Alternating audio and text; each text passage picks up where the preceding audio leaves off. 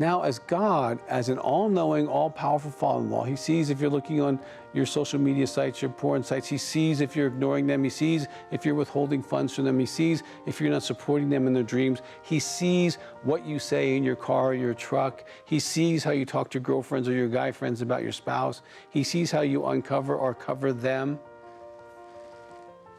What's he thinking about you?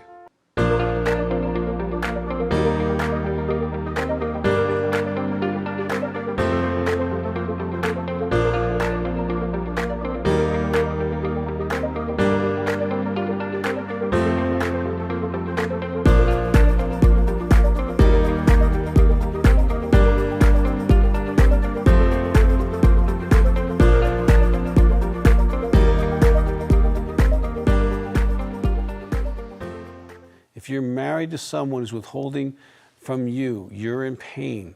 And it can actually be statistically proven. We have a book called Partner Betrayal Trauma, in which the research shows that the pain of neglect is exactly the same statistically as the pain of infidelity or sexual addiction. We did a research project with women, and it showed that. The PTSD is the same, the depression is the same, the sexual self-esteem is impacted the same. So neglect, or the sin of withholding, is just as devastating to you as a spouse as infidelity would be, because it's unfaithfulness towards you, okay? And it's the same as far as its impact on you. Now, I want to introduce you to an idea that I cover in the sin of withholding that I think is a fabulous idea for everybody, but it might really help for those in the sin of withholding.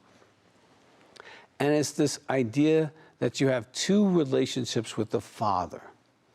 And as Americans, we love, and as Westerners, we love the first relationship with the Father. He's my Father. I love you, Father. You love me. And it's us. And, you know, you got my back and all of that. We love the Father. But that's not the only relationship you have with the Father if you're married. Because marriage is a trinity, okay? Where it's God, a man, and a woman. And so because it's a trinity, you have a dual relationship with the Father. And I can tell you millions of people have never had this thought I'm about to share with you. That you have a relationship with the Father as a father-in-law. If you married his daughter, you're his son-in-law. Now, I've been an in-law. I am an in-law. And you look at the in-law person really through a pretty thin lens called how they treat my child, okay? Doesn't matter how cute they are, how fit they are, how financially successful they are, how famous they are. None of that matters when you're the in-law.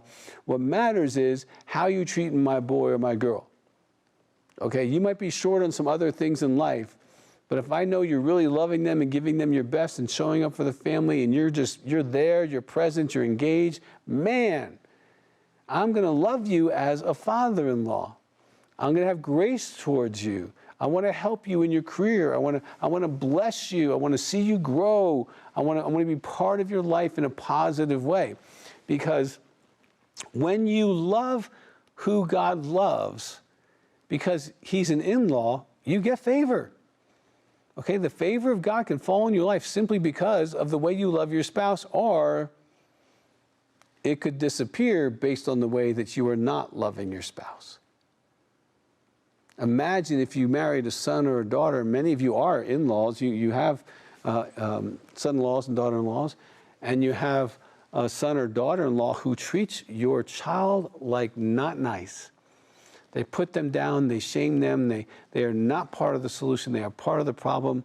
They make them do everything in the house, they don't help, they're disrespectful, they're lazy, and you can tell that love is not what they feel towards your child. It's more of that they're servants to them, that they're objects to them, that they disdain them. And you get this negative vibe about how they feel about your daughter or your son, who you invested a lot of time and money raising. How are you going to feel towards that person?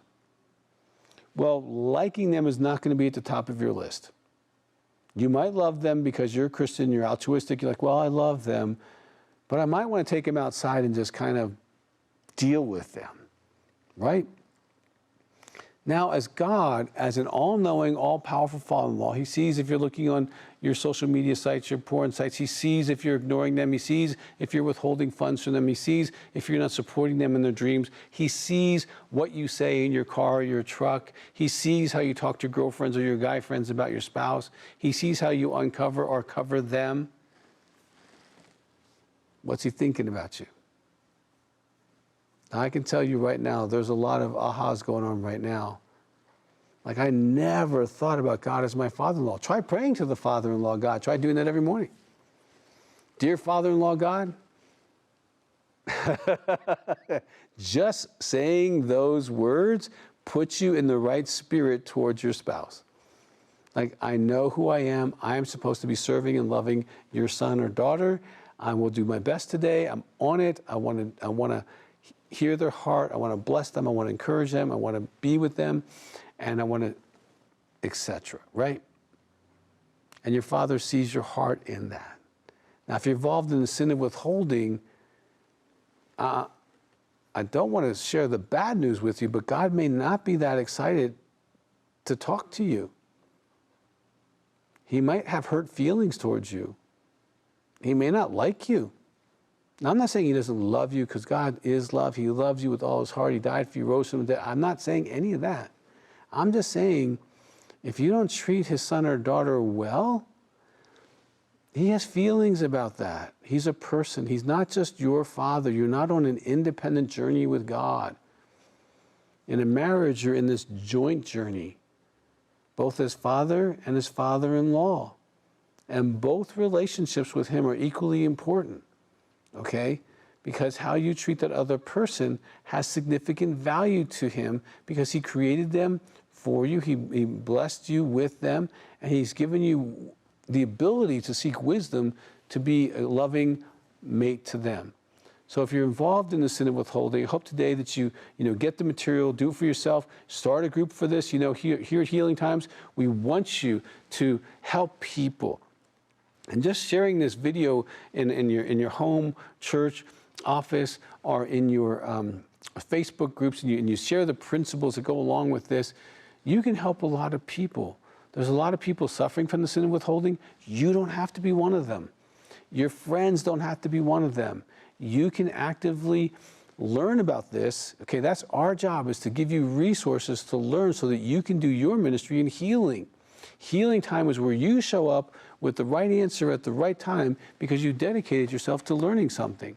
So I strongly encourage you to delve more into this. And if you are unfamiliar with the term intimacy anorexia and that rang your bell, do some research on that. You really can have deeper connected relationships if you are not involved in the sin of withholding.